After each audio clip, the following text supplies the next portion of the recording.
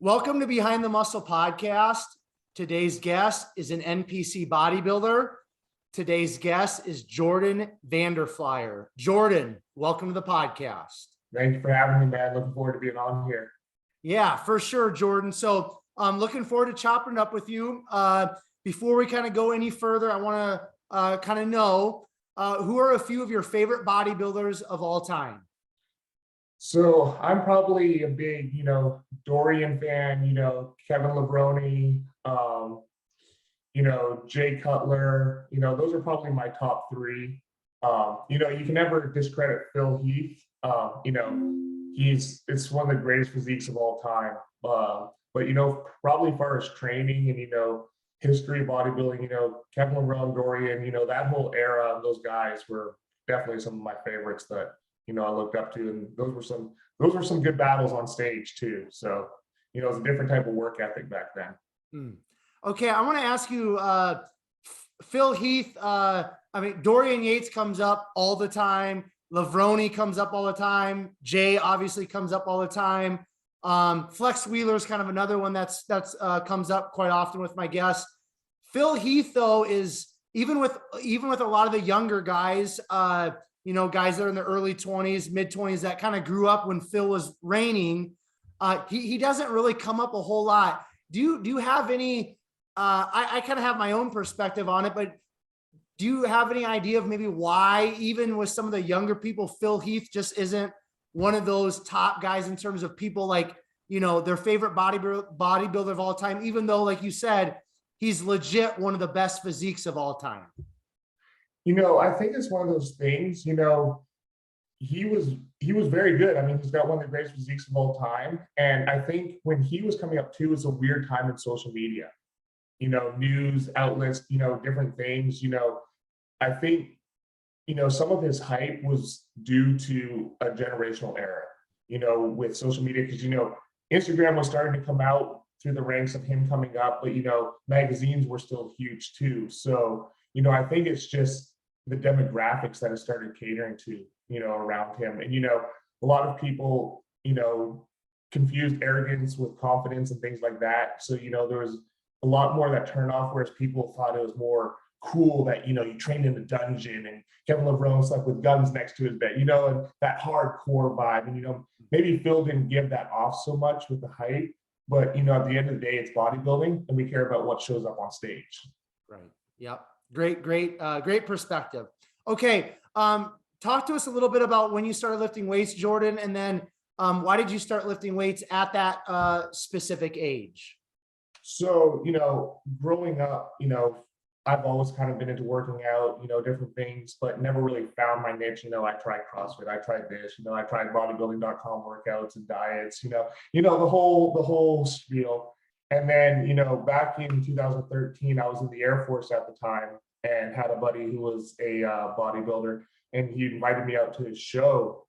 It was the St. Louis Pro-Am show, and it was March of 2013, and Branch Warren was guest posing there. And, I remember I was all 171 pounds, I could run 6 miles. And I shook his hand, and, like I said, I'm trying to find my niche. And I was like, this is what I want to do. And April 1st, 2013, I'm like, this is the dream. And, haven't looked back since. There's definitely been a lot of highs and lows, getting in and out of the military, trying to figure it out. So, the core of it, the dream started in 2013, but, I'd say, 2016, 2019 era, especially 2019, and these past couple of years is when things have really, started to take off. Okay. Now I'm very curious. Obviously, Branch Warren, especially back at that time, he was a freak of freaks, but what was it about being at that bodybuilding competition, Jordan? And maybe it was a little bit of Branch Warren, but I mean, what was it specifically? Do you remember that really kind of tripped your trigger, so to speak, in terms of man, this is what I want to do with my physique. This is what I want to do with my body. Why that show? What was it that really kind of got to you, if you can kind of recall that? So, I'd always kind of been intrigued by it being bigger, but, my resources and knowledge, because I grew up homeschooled, grew up on, was limited. So, I didn't have a lot of these outlets of information and was still trying to figure out my niche. And then, being at that show and seeing that, I was like, this is what I want to do. And, I'm very competitive. I did martial arts for 8 years prior to that and, didn't really have, something that I was competing in. And, when I did martial arts, I took it to the extreme. And then when, in the military, I was originally looking to go special forces and then, got into bodybuilding. So, it's kind of those things in a competitive nature, but also that a very small percentage are actually capable of doing and want to do. So I kind of like that, mentality of setting myself apart, doing what the average person, isn't willing, not necessarily couldn't do, but isn't willing to do and put the work in for it. Excellent. So, I kind of like just setting myself apart with the challenge of it all. Love it. Love it. Okay. So I want to kind of just transition into your childhood a little bit more, get into your upbringing, your backstory a little bit more in depth. So where did you grow up, Jordan? Talk about your childhood, talk about, parents, sports that you played, anything that you were kind of involved with. Like, what was that childhood? What were those younger years like for you up to about high school? And then we'll stop there because I've got some questions to kind of transition us from that point. Cool. Yeah. So like I kind of mentioned, the bodybuilding, I wasn't exposed to that kind of those kind of elements, growing up, when I was about 5 years old, I was born in Canada near Vancouver. And then my parents, we actually bought a 75-foot retired naval vessel and became missionaries in Haiti for 8 years. So like I said, very isolated growing up, but at the time, because everything I did was physical labor, growing up, I was actually obsessed with being strong. I was like, how many pull-ups can I do? Or, how many gas cans can I carry? We had like, 175-pound anchor. And, at 10 years old, I thought it was cool that I could basically deadlift that. So, there was always an element in me that wanted to be strong. So, I basically lived that life, Bahamas, Haiti, Jamaica, till I was about 13. And then that's when we moved from a boat to a house, kind of started my life in Florida. And then, growing up that whole time, I was homeschooled. And then, I was kind of getting to that age where I was like, okay, I need friends, I need a little bit of a life. So being homeschooled, I was fortunate enough that there was a local community college that I was able to enroll full time and actually do my high school requirements at the same time as my college degree.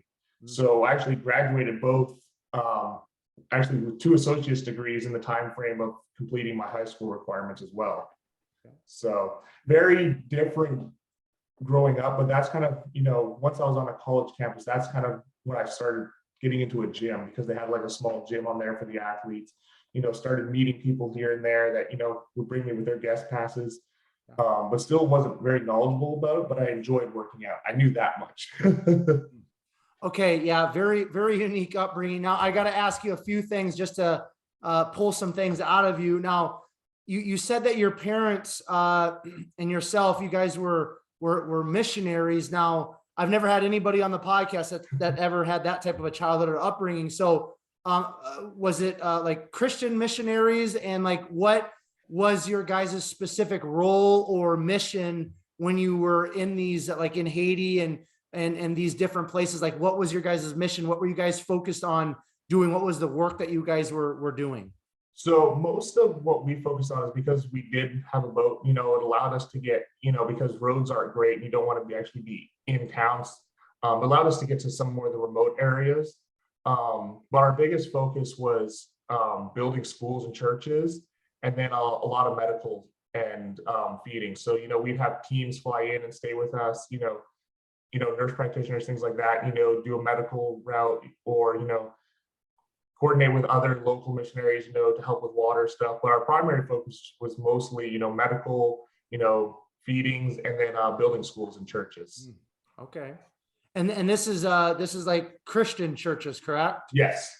So non-denominational, Christian churches, okay, that kind of thing. All right. So before we move off from this topic, I want to ask you, I mean, obviously, now, are you an only child then, or did you have siblings? So another unique scenario. Both my sister and I are both adopted. Oh. And the uniqueness part of it is we're actually only 3 months apart in age too. So, growing up the way we did with missionaries and being homeschooled, it worked out because we were in the same grade. So, we could do all the coursework together, things like that. As we transitioned into college life and things, we could still take a couple classes together. So, it wasn't completely getting thrown to the wolves. So who was smarter growing up, you or your sister, Jordan? Honestly, I think it went both ways. I was one of those people, I didn't study, but got good grades, but she'd study, but also got very good grades. So it's kind of both, I'd say.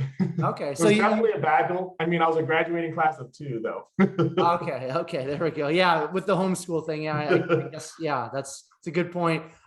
Okay. Now, was there a point, Jordan, like in your childhood, maybe once you guys moved to Florida and things probably normalized to what I would think normal would be for most kids growing up in the States. Once you kind of got to Florida, was there a point in your childhood where you kind of realized like, man, like my life up to this point is a lot different or very unique compared to some of the other kids? And if you kind of ever thought about that when you were a kid at any point, was it hard for you to kind of relate to some of the other kids? Like, I just want you to get a little bit more in depth with this, because this is a very unique upbringing. And I'm very confident that I'm sure it's really played into who you are today as a man, as a bodybuilder and things. So touch on that for a second, please. So I'd say, I'm like one of those people, and I think a lot of competitors are, we have very addictive personalities. We get stuck on something and, we're going to do what it takes to get there and, win. And, like I said, with my upbringing, I wasn't exposed to a lot. Once we moved to Florida, that's where I started getting to martial arts, finding that competitive side, that nature, and, finding something that I enjoy doing. But I think it was one of those things too, is because I'm very, headstrong and go after things, is it also led me to a lot of bad avenues as well, and then being in a college setting, at 15 years old and, people offering you drinks, and I was like, okay, let's try this out. I didn't have friends. So what can we do to get accepted at this point? So it started becoming, one of those acceptance things, if I take this drink here, if I smoke this, if I do these things, I'm going to be the cool guy and hang out at the parties, and got to the point, where my friends and we were the ones that hosted the parties and stuff like that, So, there was a lot of good from it, it taught me a lot of work ethic bringing up, but, I think some of the not being exposed to things also caused me to, I'm going to go gung ho and we're going to try everything there is in the world and experience everything firsthand. And we're going to learn the hard way. So, it definitely over the years of growing up, definitely, took me down, a lot of partying roads, drugs, alcohol, things like that. And then that's actually what led to the military, because I was like, okay, we got to get life under control. I have phenomenal parents, they raised me better than this, at this point, I'm almost 21 years old and, been doing more drinking before 21 than most people probably do after 21 these days. So I was like, all right, it's time to put life together and, really make a decision. And then, like I said, because, being more of a headstrong A-type, if I'm going to commit to something, I'm going to do it, cold turkey said, hey, mom, dad, we're moving home. This is my plan, within a week of moving home, I had listed in the military, was the delayed entry program, had my ship date, been up and down since, but, it's been a really good road, leading there. So, I definitely say it was hard relating to people. So, I did a lot of things probably to try to figure out where I fit in, because, I didn't know what my niche was at the time. Right. Okay. So let's talk a little bit then about getting into the Air Force, the military. Was kind of the sole mindset for you just like, hey, I've got to kind of like figure things out in my life. I've got to shape up a little bit. And I think the military is a good route. Was there a recruiter at like your college that kind of recruited you? Walk us through that. And then why don't you talk about, boot camp and what was your experience like in the military? So, as far as enlisting in the military, I knew it was, I didn't really have a secure job. I didn't have a car, and I knew it was a good way to get my focus where it needed to be. But the military was always something I've been passionate about. I've had close friends who have died, even growing up, one of my coolest birthday presents was the Coast Guard came and gave me an MRE for my 12th birthday or something like that. When we were doing mission work in Haiti, the final years while we were there is when the country was kind of falling apart, get a lot of military coming in. So, the cool experience was I actually got to hang out with some of the military there.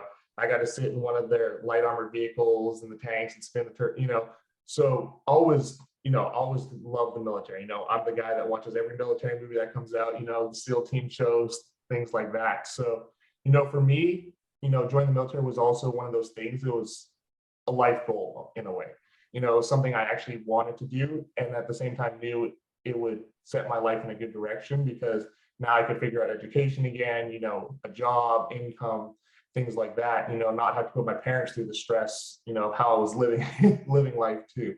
So for me, joining the military was, not long before I joined, I had a friend who was almost like a brother who had died. And I was like, you know what, it's, this is my time to do this. And, this is what I'm going to do. So, we went into basic training and ended up graduating as an honor graduate in the top 10%, was dorm chief. And I was lucky enough to have one of those flights where, people that don't do well in boot camp can, boot camp is supposed to be 6 to 8 weeks, but you get people that have been there for 14 because they keep getting recycled in the program.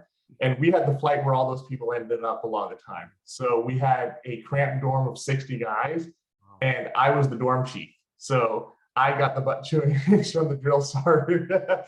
So my basic training experience was quite interesting, but, I did take a lot of pride in it because once I was stationed up in Illinois near St. Louis, I spent a good amount as part of the base honor guard team doing military funerals and color ceremonies for like baseball games and different things like that. So it was a very unique experience, humbling experience that, I definitely don't regret. But it got to the point, like I said, being A-type and headstrong there's a lot of politics too.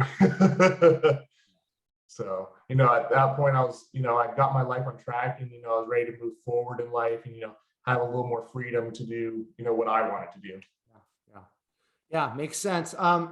So how many years total were you in the Air Force then, Jordan?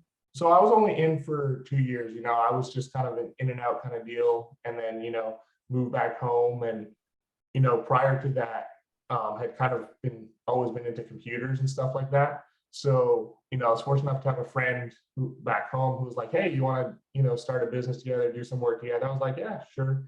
And then, that continued, and then had another friend who was like, hey, what do you think about some contract work? And, it went really well.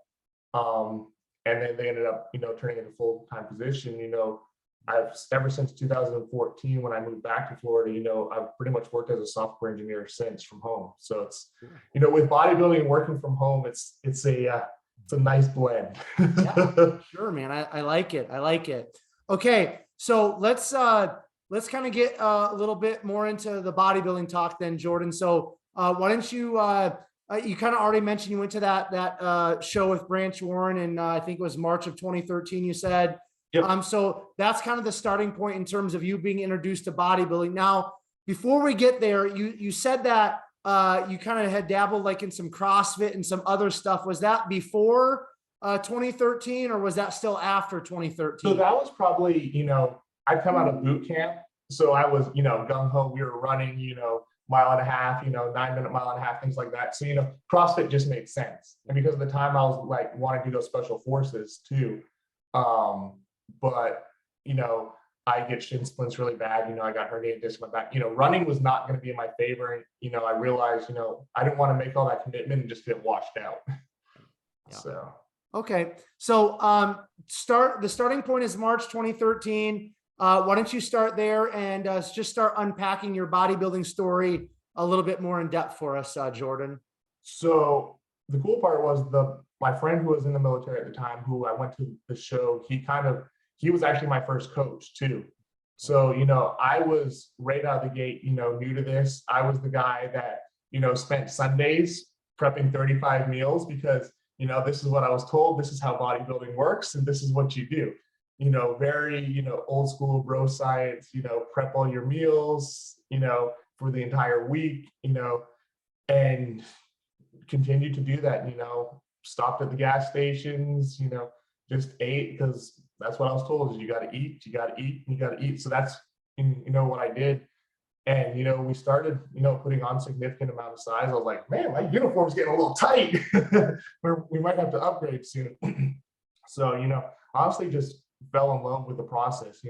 Fortunately, eating's not my strong point, as much as, we have to eat, appetite's always been a struggle, but, we do what it takes to make it happen. Got the military, and I will say it's one cool thing since 2013. It's been, even with the ups and downs of it, it's been the one thing that's consistent in my life. It's that one thing that, it almost kind of grounds you in a way. It's like that one thing when everything's going crazy, I still got my meals, I still got my training, that's all there. So, 2015, did my first show as a light heavy, still not really exposed to bodybuilding yet. So I had no idea what I was getting myself into, being a 5'11" frame and 195 on stage was probably not the greatest combination. But I was like, at the time, unfortunately you get a lot of those coaches that, they're like, yo, you should compete, you should compete, you should compete, and then that's one thing that's been fortunate, being around Hunter, and everybody at, with Labrada, and, I've learned for myself is, I'm not chasing a pro card. I'm not chasing, trophies and stage. I'm chasing a pro level physique.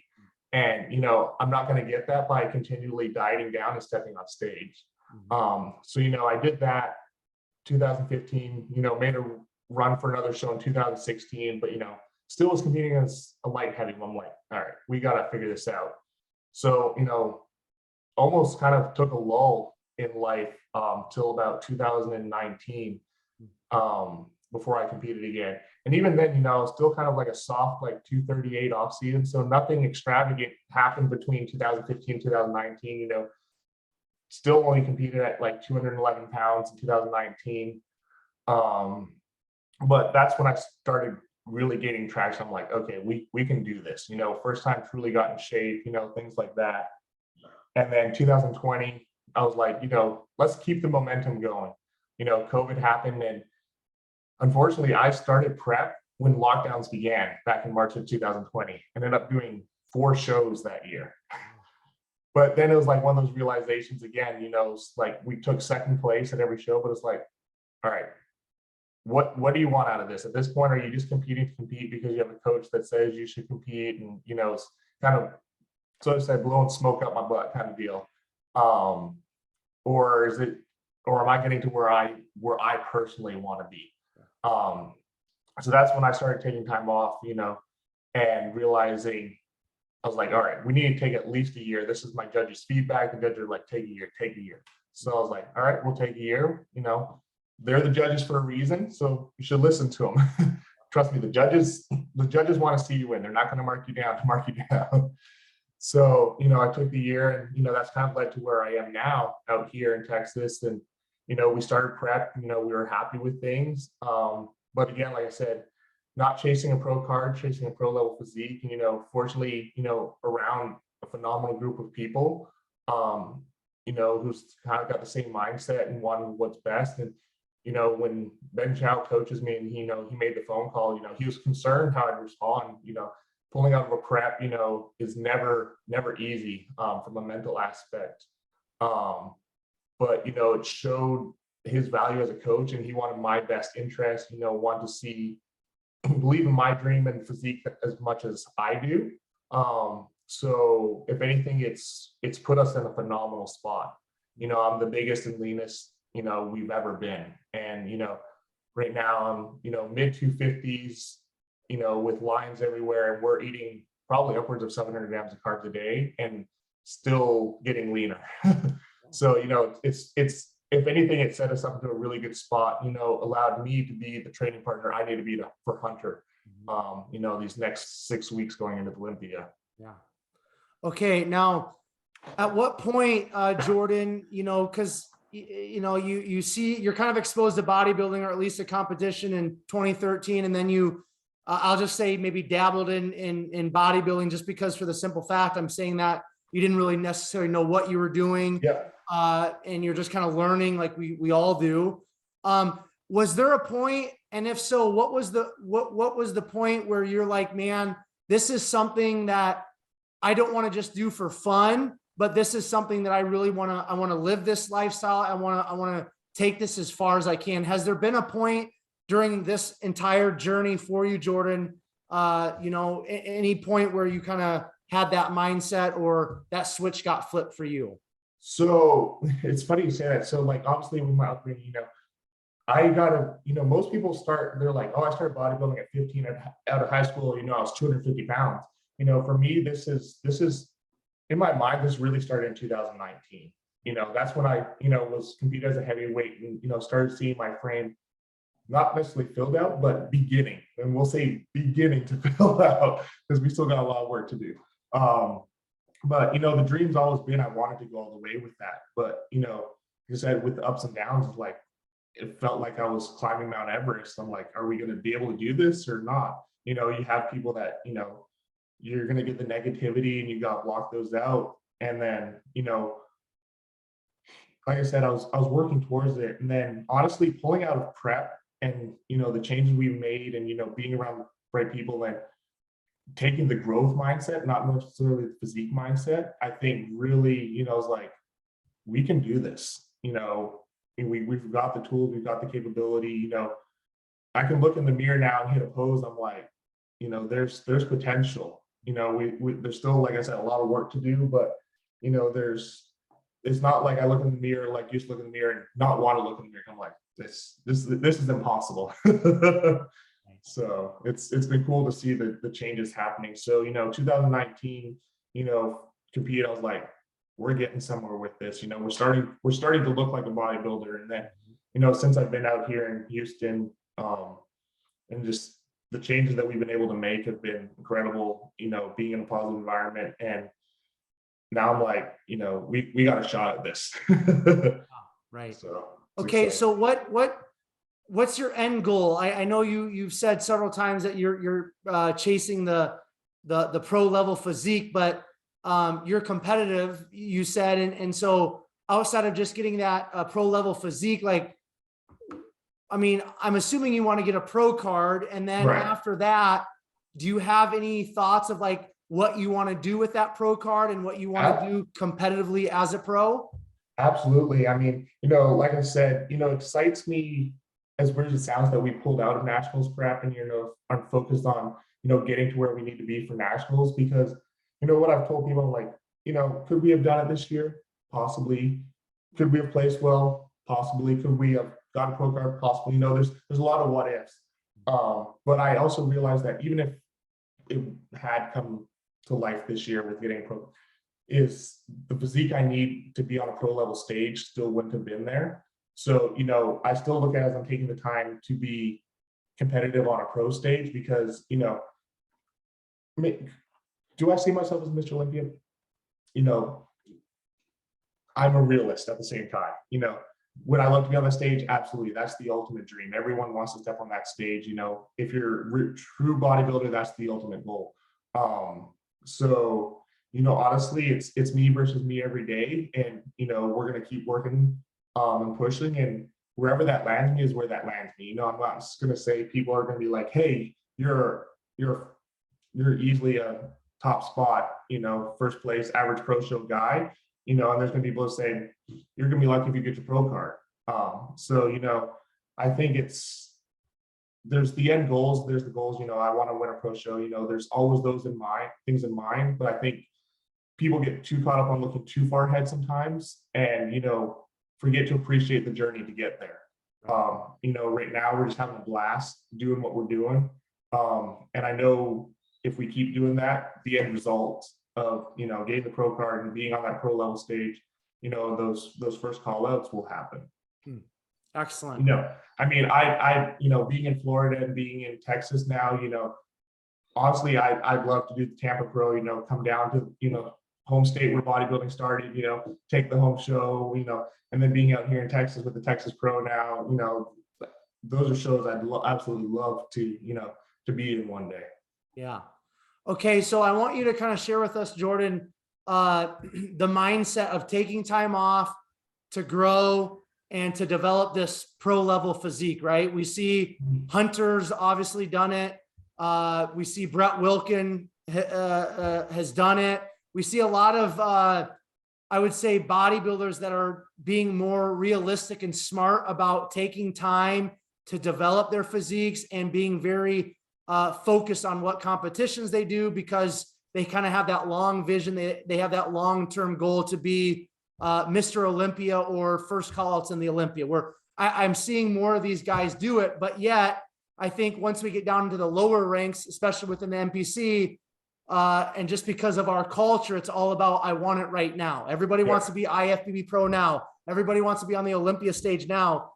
So talk to us about this mindset of taking time off, growing, developing this pro level physique, and why that in the long term is better, healthier, and possibly a smarter move, especially if you want to be in this bodybuilding game for the long haul. I mean, I think the first thing I'm going to say is, the reality is you can't grow if you're constantly in a deficit competing for a show. You have to be in a caloric surplus to put tissue on. I don't, care what situation in, that's how you build tissue. And I think you mentioned too with culture and stuff, we live in such a mainstream, gimme, and, everyone wants to see the notification of the likes when they open Instagram. So if I film this set, or if I look shredded, who cares how big I am? If I look shredded, it got me more likes than when I was in off season, things like that. And I think it's not necessarily bodybuilding. I think it's kind of just the common senses of people's minds nowadays and culture. No one truly works for things. Everyone wants instant gratification. So I think because we live in bodybuilding, we focus, it's just bodybuilding. People aren't taking it there. But I think it's that's just life in general that people are doing. They're not putting the time and the work in. And I'm just a firm believer that, if you want anything great, it's going to take time. I think, you kind of mentioned you're not going to build $1 million business in a week.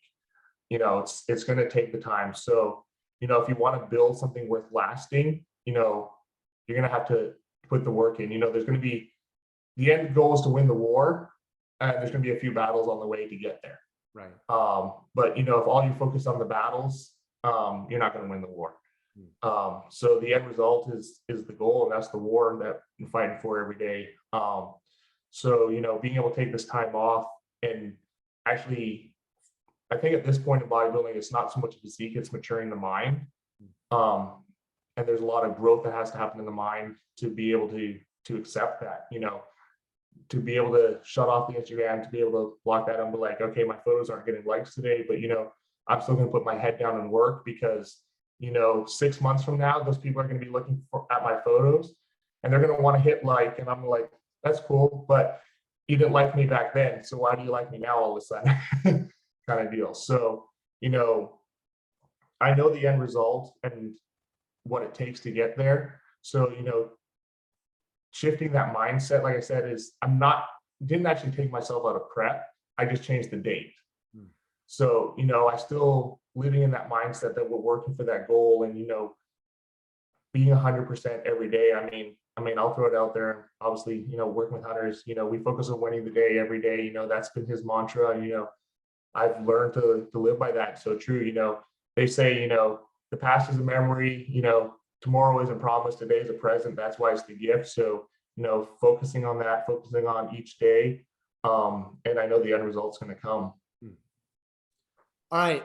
Love it, man. Okay. So let's talk about how you got connected with Hunter Labrada. Obviously, you're his training partner. If you are on your social media, you see pictures and training videos of you and him. And then obviously, if you're on his social media, you see you and his stuff. So talk about, how did you get connected with Hunter? I'm assuming that was a huge turning point in this whole bodybuilding story of yours. So how did it happen? And just walk us through that relationship. And like, obviously he's in prep for the Olympia. His end goal is to be Mr. Olympia. He's got, you know, one of the most elite physiques in the world. So how does that partnership work in terms of what are you there in terms of for him? And then what is he kind of there in terms of for you? Does that kind of make sense? Yeah, no, absolutely. So, you know, it's kind of a unique, you know, and I tell people this all the day, you know, our friendship and our group of people out here it's not something you find very often. You know, I'll preface the story with saying, you know, environment is everything.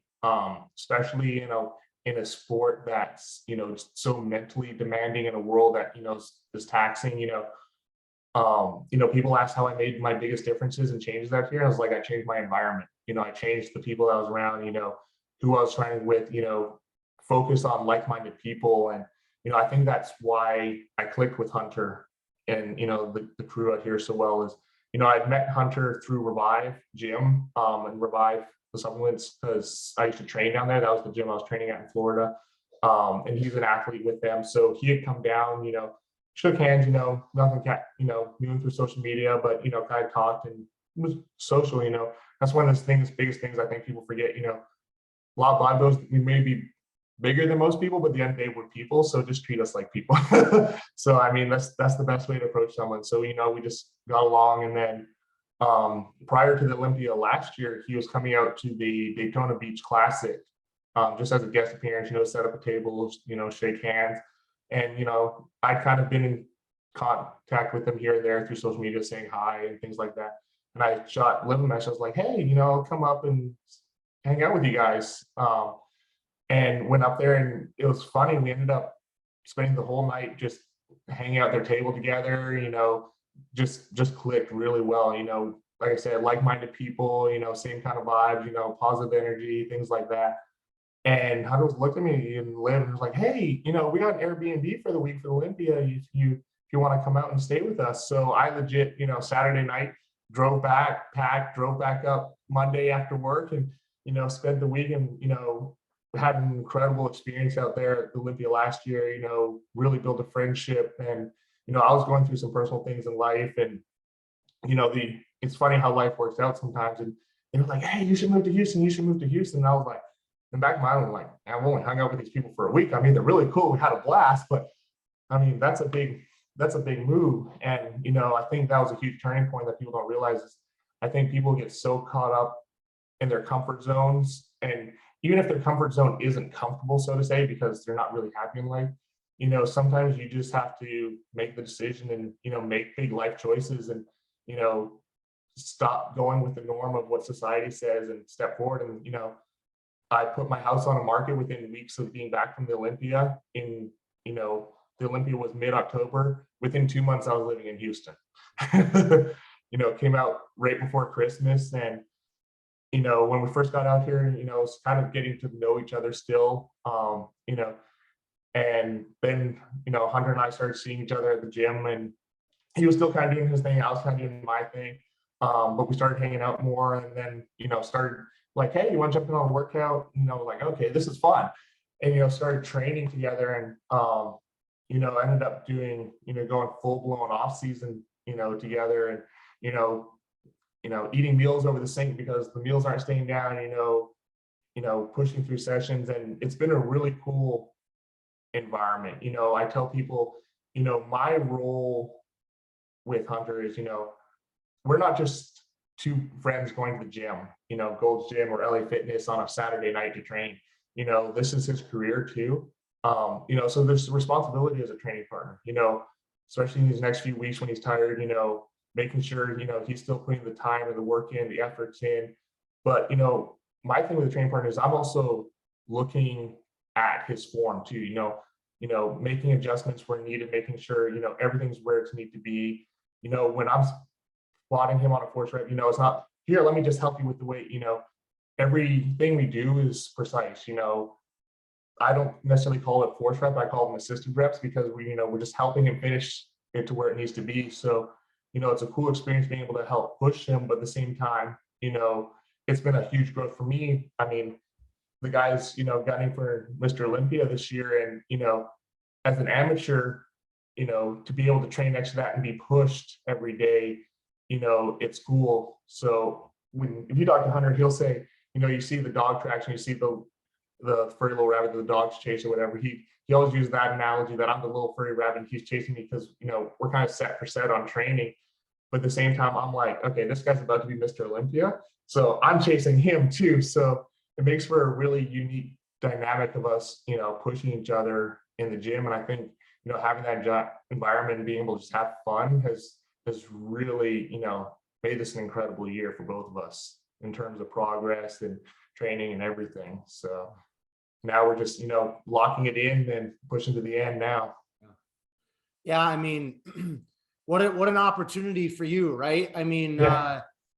It doesn't get much bigger of an opportunity than that in terms of being able to train with, you know, an elite athlete in whatever sport that you're passionate about or you're chasing or pursuing. So super cool. Now, I want to ask you in terms of coaching. Now, did I catch you say earlier that Ben Chow is also your current coach? Yep, he sure is. So I'm assuming because Ben is coaching Hunter, that's kind of how you connected with Ben to have him coach you, or am I wrong in that?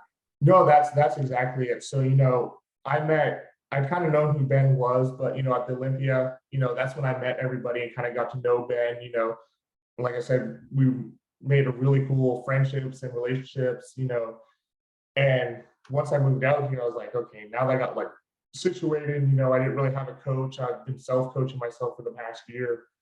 And I was like, all right. And I'd seen, you know, what Ben was capable of with athletes, you know, what he's doing with Hunter and all those other athletes, but, you know, more so who he is as a person went a really long way with me. And, you know, seeing his approach to coaching and, you know, him explaining it, you know, him taking health considerations into play, and, you know, him actually investing in the athlete. And he actually cares about the athletes and their goals. It's not just pay me monthly or pay me yearly. Here's your contract with me. You know, there's a lot of value in his coaching, which I think, you know, is hard to find these days. Most coaches give you the cookie cutter plan, and, you know, collect their payment and that's it. You know, I love working with Ben. You know, he explains things, you know, he keeps health first, you know, he knows what my goals are and he keeps that in mind. You know, he's not looking at when I first started working with him, he was like, all right, this is the goal. You know, we're going to look at, all right, this is where we are now and this is what we need to do. But let's also keep the whole year in mind. You know, if we full send everything here, we're not going to make it here. So, you know, the approach has been really awesome. Working with him, really cool experience. You know, it's one of those coaches, you know, he's got a good amount of athletes, but, you know, probably doesn't get the recognition deserved. And that'll come in time. I mean, there's the coaching market is so flooded. You know, if somebody is elite in their profession, you know, the recognition will definitely come. So now I want to ask you, you said something about Ben brings a lot of value in his coaching. Explain that to me. And you being kind of in the bodybuilding scene, you know, pretty in depth, you probably hear a lot of different things. You see a lot of different things, maybe experience some different things in terms of coaches. So what does it mean when you say Ben provides a lot of value in coaching, and what does that kind of mean compared to maybe some of the other approaches out there?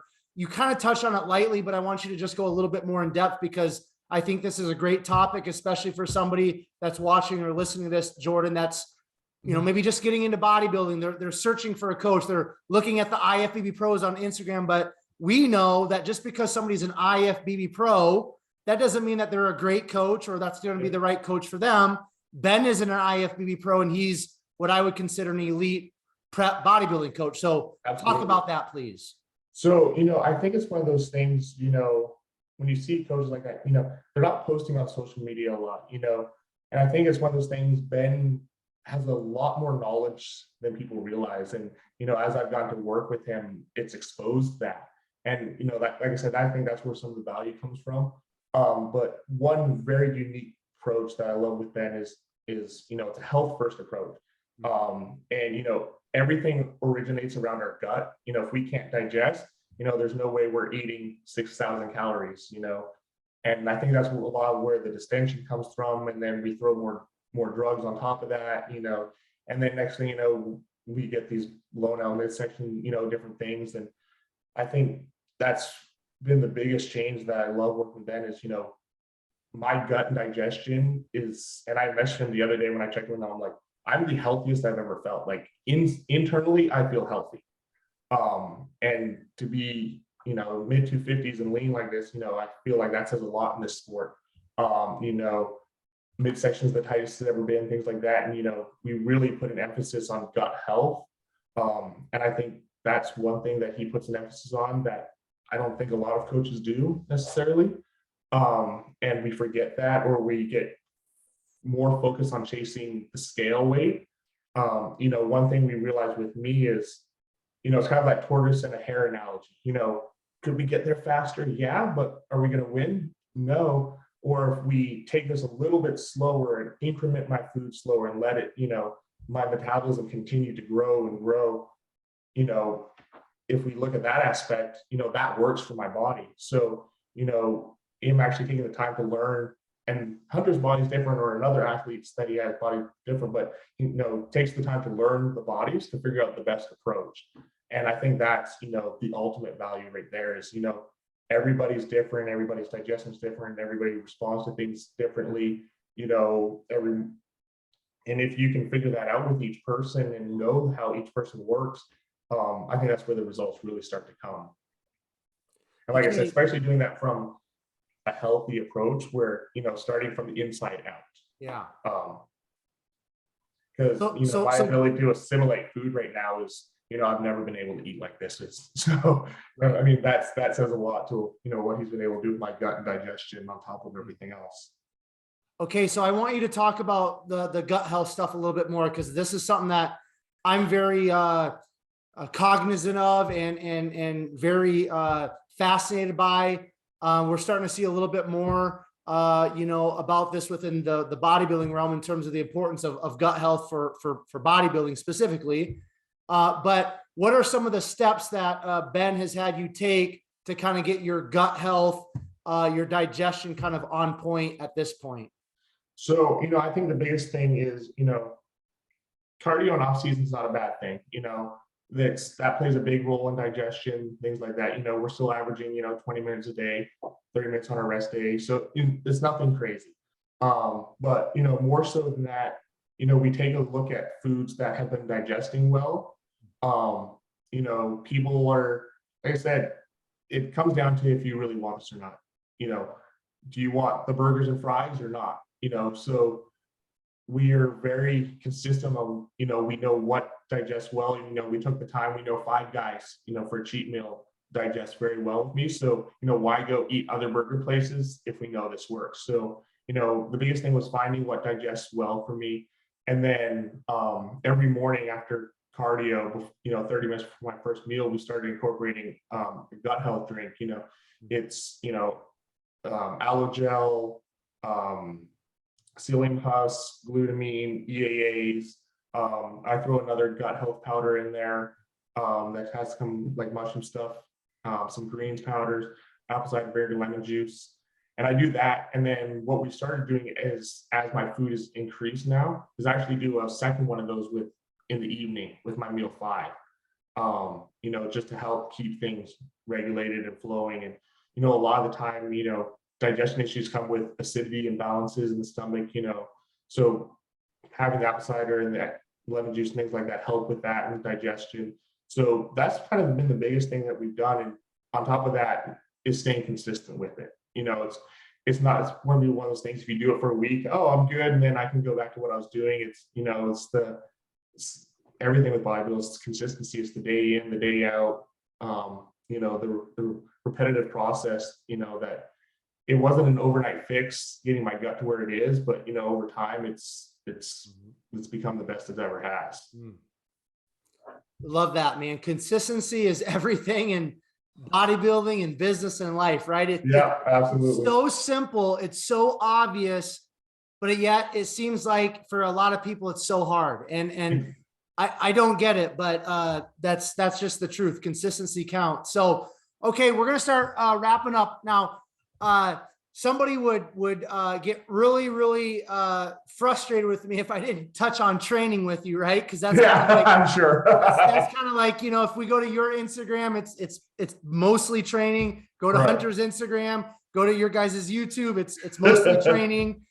So the question I want to kind of take this, I guess, a little bit different approach, because anybody that's watching this and listening to this that, you know, is passionate about bodybuilding, they already know the basics of how you guys train, right? We've seen that on YouTube again and again. So what I want to gather from you, Jordan, is what did your training look like, you know, kind of in the beginning of your bodybuilding story? And then how has it progressed? How has it changed? And I'm assuming it's really taken another step when after you started training with Hunter. So walk us through the progression of your training, kind of from when you really started taking bodybuilding serious, like in 2015 when you first competed. What was your training like? And then how has it changed, and where is it at this point? We kind of know where it's at this point, but just talk about the evolution, please. So it's funny when I tell people this story a little bit, because I tell people now is I probably curl less now than I did when I started bodybuilding. But my execution probably changed a little bit.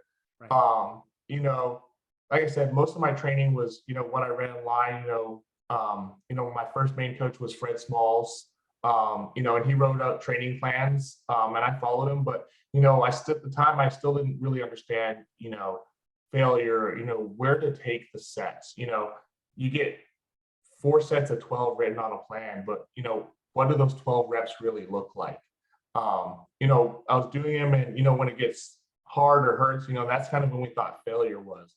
And then, you know, I started to, you know, slowly train harder and, you know, evolve my training and, you know, read articles and then watch, you know, YouTube. You know, it's a great source. You know, you see Kevin, Lavroni, and Dorian and Jay and all these people, how they train. So you start learning. I'm like, all right, we're going to start figuring this out.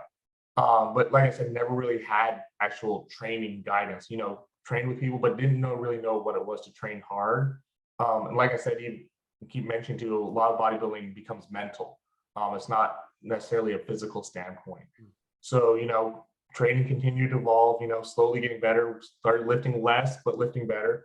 And then back in end of, 2020, Nick Bloff moved down to Revive Gym. And we all know he's an animal. So he started, you know, teaching me some new techniques on how to lift better. Started employing those and things like that. And then we all know Nick Walker's a freak of nature too. So, you know, him and Matt Berzicata, you know, we all started training together. So you know how those guys train. So I started learning and adapting that training. So I think my training started to evolve there, but still wasn't progressing the way I probably should have, or taking the sets to where I needed to. And then since I've been out here, you know, it's very gun to your head mentality, progress or die, training approach. And that's where we take the sets. And like I said, you know, now it's, you know, the strength is there. You know, we're always very precise on how we do things and lay our layouts out. You know, everyone's seeing our logbooks, things like that, you know, explained our splits. But this is where it becomes mental in the sets. You know, how long can you stay in that last rep? You know, how far are you willing to take it? You know, what does true failure actually look like when you're training? You know, and that level of intensity. And you know, that's where things have really changed out here. It's just the intensity level that we take the sets. You know, right now, you know, my biggest focus with Hunter too is, you know, we're not always chasing load, but you know, you can still make a set hard with perfect execution. When you're still lifting a couple 100 pounds, that's going to get you where you need to go. Right. Now, for you, Jordan, and obviously with Hunter too, but when you guys are you guys kind of like, when you guys are doing your let's say let's just take chest for example. Mm-hmm. Are you guys kind of under the mindset of, we're gonna find chest movements that work best for us, And then do you kind of ride those out? How long, or are you guys changing things up, often? Like what does that rotation kind of look like? I mean, I know you guys are progress or die. So that means you're going to stay in the same movements for a while, but like, when do you guys change movements? Do you ever change movements? Talk about that. Cause I think this is something, again, for some of the younger people in bodybuilding could be, a gold piece for them. So yeah, no, that's a really great point. So, for the most part, most of our training is split into an A-B, because, it is possible to plateau on a lift, especially once you start getting to the heavier loads and, some of those rep ranges, even in the 8 to 15 rep range, some of those loads get heavy. And after a while, you may get bored of an exercise. We'll be honest, you're doing the same exercise every 5 days. I'm like, all right. Or, it gets to the point where you hit sticking points, like the progression isn't happening.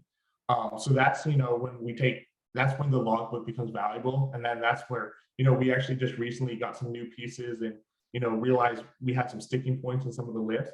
So that's, when we'll take it and, we'll take the information we have over the last few weeks and be like, all right, this exercise isn't really progressing, and why?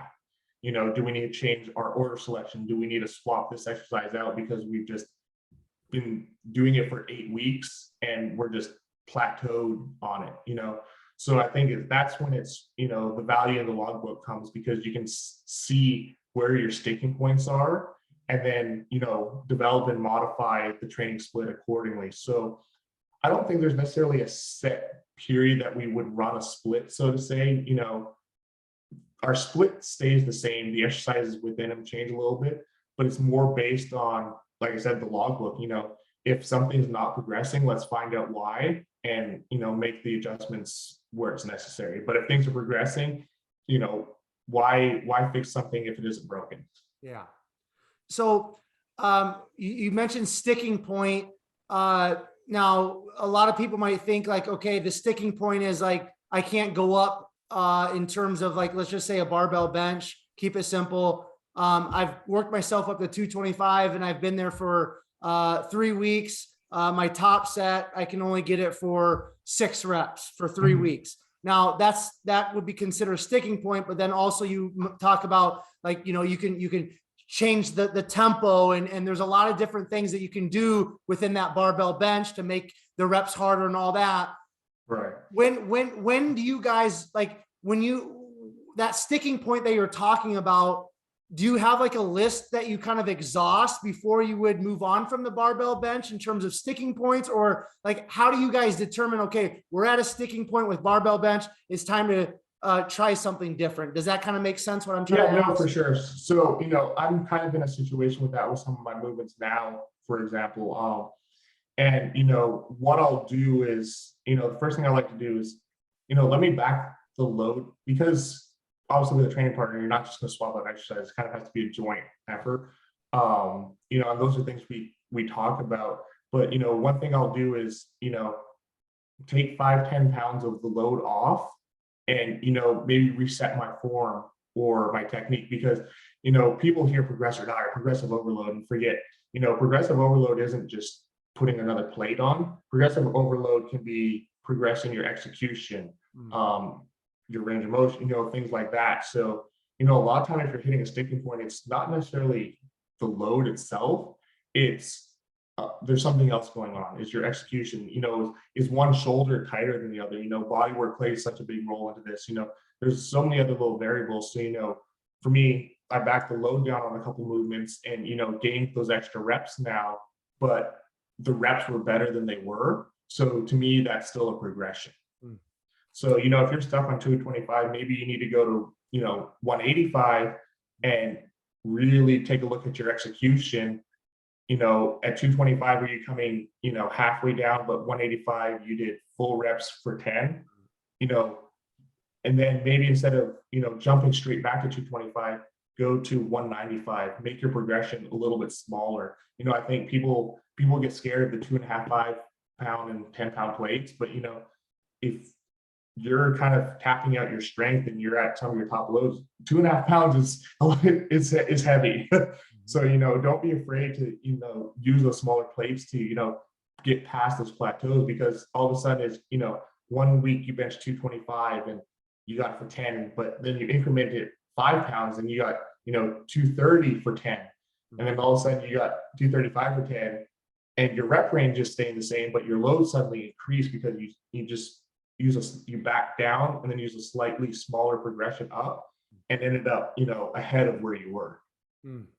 That's golden, man. That's excellent. Okay, Jordan, we're gonna start wrapping up, but I want to touch on a few more topics before I let you go. So before we transition out of the training topic here, this is kind of more of just going to be kind of some fun, quick hitters here. So we're gonna do chest, back, legs, and shoulders. I want you to give me your favorite piece of equipment or your favorite movement for each of those. So we'll start with chest. Only one. I know that's going to be hard, especially with all the great equipment you have at you know, the Labrada Nutrition headquarters and things like that. But just for the sake of time and having a little bit of fun, and I'm going to challenge you a little bit. So chest, favorite movement, or what is your favorite piece of equipment for chest? The Nautilus Explode vertical chest press.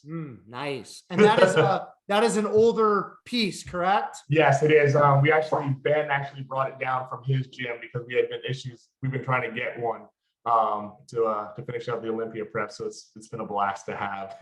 Cool. And that's the piece that has, you can kind of go outer, but then you can also come in, correct? Yep, that's correct. The neutral grip. Okay, cool. Very cool.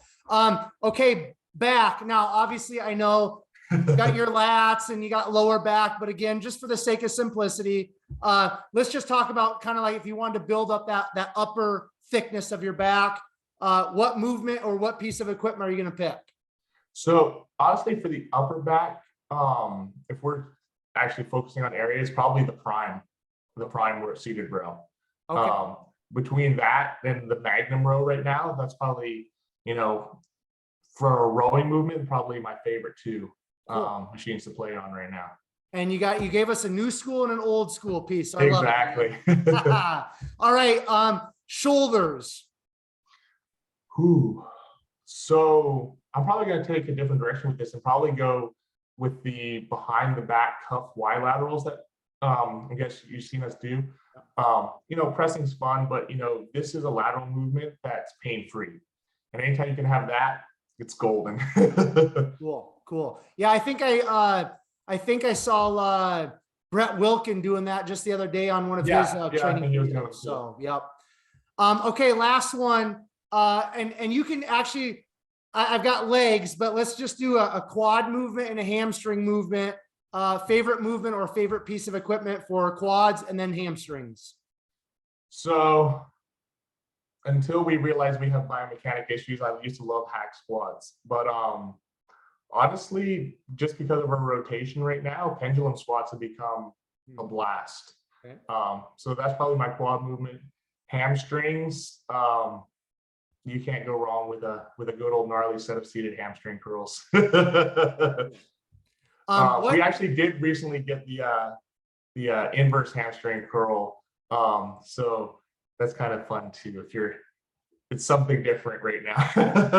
That's cool. What pendulum squat are you using? What brand or company? So currently we have the Arsenal, but you know, the biggest thing for us with, you know, the pendulums is they under load, they're unstable. So, you know, it's hit or miss. You know, it'd be nice to see a pendulum that doesn't, the path on it is phenomenal, but you know, sometimes the shakiness for the load that we're using, you know, isn't as friendly. yeah, for sure. So cool. Shout out gym companies, if you want to make us a custom one, go ahead. Yeah, well, the address to send it to. you guys probably have the right connections. I'm sure that could probably happen at some point, right? Yeah, so there we go. Okay, so I guess one of the main last topics I just want you to touch on a little bit more in depth. You mentioned the importance of body work. That's something that I'm a huge proponent of. I go to the chiropractor myself once a week. I get body work done in terms of tissue work once a week. I cannot stress it enough. People in bodybuilding, it blows my mind when I have guys, NPC, IFBB pros that come on here and say they never get tissue work done. I'm like, dude, you're just asking for some sort of major injury, especially I believe when you throw in the gear and it's just not, it's not natural, man, for our physiques to look like that and to be stretched like that. So I think body work, especially for enhanced athletes, is absolutely essential. Talk about the importance of body work. How do you guys incorporate it? So, we're doing anywhere from an hour to 4 hours of body work a week. Yeah. Especially, an hour minimum. Fortunately, we have a friend of ours. She comes from Austin. Her name's Adriana. Forget her actual business name. But she comes out and she does a lot of work on us, and we have a couple other, local therapists. But the biggest thing is, when we're constantly training the way we are, is that tissue gets bound up, the fascia, and keeping that soft and pliable, it aids in recovery, blood flow, nutrients, the overall recovery. People forget we don't grow in the gym, we grow out of the gym. So, being able to break that tissue up and, be able to get the nutrients and the blood flow to it, enhance that recovery, that's going to help you grow, but also your performance in the gym is going to be better. I look at it as, if you take a hard elastic band and try to stretch it, it's going to take a lot more effort. But, if you take a softer one that's more pliable and stretch it, it's going to do that. So, if you're working on exercise, whether it be a chest press, if your chest is too tight, your rhomboids and your shoulder blades are too tight, you're not going to be able to get, the contractions that you need. So I think it literally plays into every aspect of bodybuilding. I mean, I can even relate it back to gut health if we want to take it that far too. So there's a lot of key benefits, like you mentioned, especially getting to higher levels of it, enhanced athletes, everything like that, the muscles take a toll, and being able to have the mobility and, that recovery aid is huge. Okay. So specifically, like the young lady that comes and works on you guys from Austin, like what type of tissue work is she doing? Cause there's all kinds of different stuff. Like, have you found some tissue work or modalities like cupping and Graston that you kind of like a little bit better or works better for you? So I'm not exactly sure the style she does, but it's probably some of the best body work I've gotten done. So she does a mixture. She'll do the cupping and the Graston areas, but one of the biggest things is she'll do a lot of functional tests too. And then, a lot of, I think, physical therapists, they just, okay, my quad's tight, so we'll work out the quad. Her approach is, okay, we're going to get the quad loose, but why is the quad tight? Or, where, if I pull your leg this way and you resist it and it's super weak, why is it weak? What's not firing? Because, is it my pec that's tight, or is there something else? Is it my serratus in my lat? So she'll take those assessments and work out those areas. And then in turn, that actually releases the area that has the issue instead of directly trying to work that out. So I think that's been huge. It's been a game changer. A lot of people are like, I have tight hip flexors, and then they go foam roll their quad. Whereas, okay, yeah, your quad's tight, your rec flem's tight, but how about I take my hand and put your hip flexor through your back and then see how your quad feels, and some of your quad's loose. Right. So. Okay. I think we're going to end it there. I want to ask you, now I know your training situation is a little bit different now, but maybe when you were more in like a public gym setting, I've been asking this a lot lately. It's kind of a fun wrap up question, but do you have a couple gym pet peeves, Jordan? Re-rack your weights. And even in a private gym, I can say that still happens. So that's probably the biggest pet peeve. And honestly, especially in a public setting, because, when I'm there to train, is just the texting and taking up equipment. I mean, I don't mind working in with you, it's a public gym, there's limited equipment. But be willing to at least do that if you're just going to be sitting there taking up the machine. If I come over to you and you're just taking up the machine and you say you have 4 sets left and you're not wanting to let me work in real quick, then I might as well go home for the day. Good stuff, man. Those are two that come up quite often. The cameras in the gym is another one. If you're in a public gym, that a lot of people can't stand. You know what I mean? Oh, yeah. Cool. Well, Jordan, I think we're going to wrap it up right there. End it. Before I do a quick outro and I do let you go, I want to kind of give you the platform to share any final thoughts, any final words, any shout outs, any thank yous, whatever you kind of want to give us to close us out. I'm going to turn it over to you. I'll do a quick outro and then that'll be an end.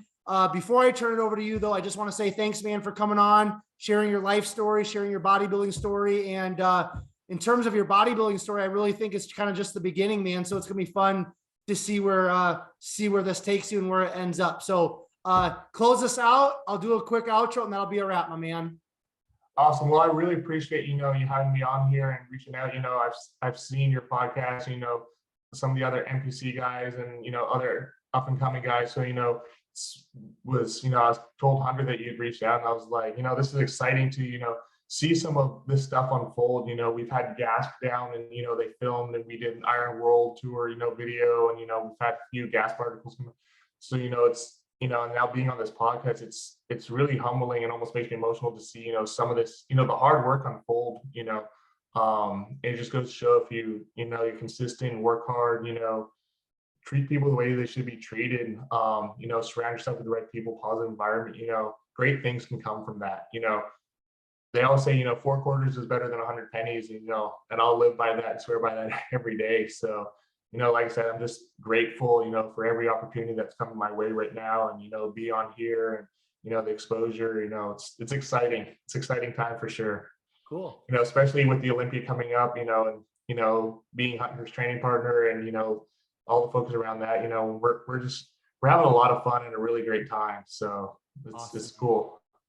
Why don't you give us your Instagram, Jordan? And then I saw on your bio on Instagram that you also do coaching yourself. So if somebody wants to connect with you in terms of coaching, is Instagram the best way to reach out to you? Yeah, Instagram's the easiest way. So my Instagram handle is just @J Vanderflier, my last name. So it's VANDERFLIER. So just like it said, feel free to reach out. Even if, people want to drop questions, training questions, anything, always open to help people out. I think a lot of time we get so stuck on the selfish mindset, we forget this is a sport where we got to give back. Coaches didn't become coaches because they read books. They learned from other people. So, to give back is, be able to work to the point to be able to give back is exciting. Awesome, man.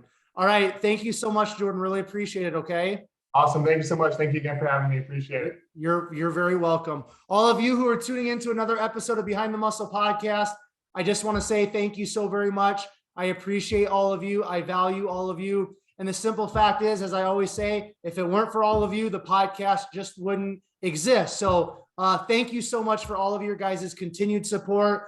2 quick things here as we wrap up this great conversation today with Jordan. If you have not done so already, please hit that subscribe button on YouTube. That's really important because I release all of these episodes first on YouTube, and then I'll distribute the Behind the Muscle podcast episodes on iTunes, Castbox, Podbean, and some of the other major podcast platforms. So if you do want to stay current on all the current BTM episodes, make sure you are subscribed on YouTube, and then also take this episode with Jordan. Make sure you share it on your Instagram stories. Make sure you tag Jordan, tag Behind the Muscle so that we know that you listened specifically to this episode and found great value in it, in which I know you did. And then finally, I will leave you all with this. Remember, behind the muscle, there's always a story. We'll catch you guys later.